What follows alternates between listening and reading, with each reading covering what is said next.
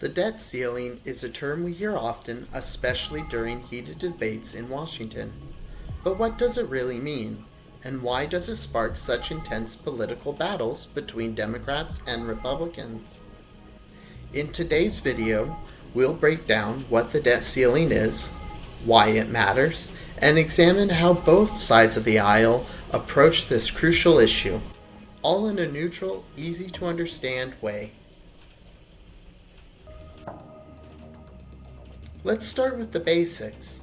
The debt ceiling is a cap set by the Congress on how much the federal government can borrow to pay its bills.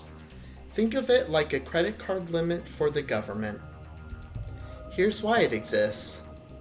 The U.S. government often spends more than it earns through taxes. To make up the difference, it borrows money by using bonds, essentially IOUs to investors. If the debt ceiling isn't raised or suspended, the government risks defaulting on its obligations. This means it could stop paying for Social Security, military salaries, or even interest on its debts. The debt ceiling was first introduced in 1917 to give Congress more control over federal borrowing. Since then, it's been raised or suspended more than 100 times.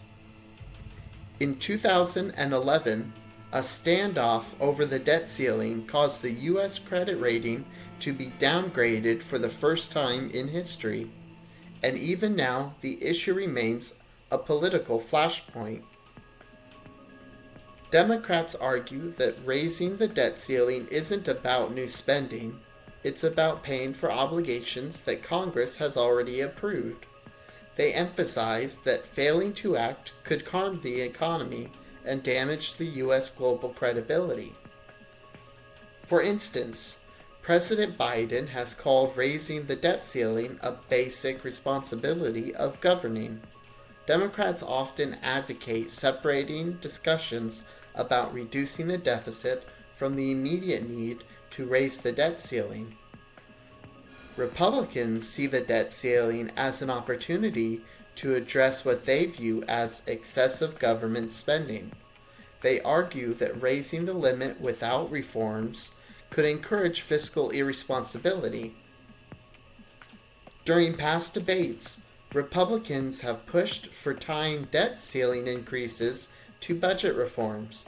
They believe it is crucial to address the root cause of the national debt to prevent future crisis.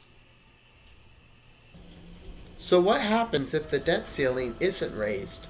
The government could default on its obligations for the first time in history. This would have far-reaching consequences. Interest rates could skyrocket, making it more expensive to borrow money for everything from homes to cars.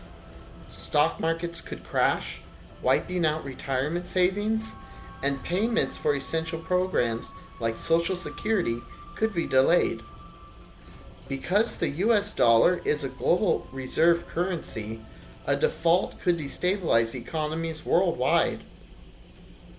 The debt ceiling is a crucial part of how the government manages its finances, but it also has become a battleground for political ideologies, with Democrats focusing on immediate economic stability and Republicans prioritizing long-term fiscal responsibility. So what do you think? Should the debt ceiling be raised without conditions, or should it come with reform? Share your thoughts in the comments below.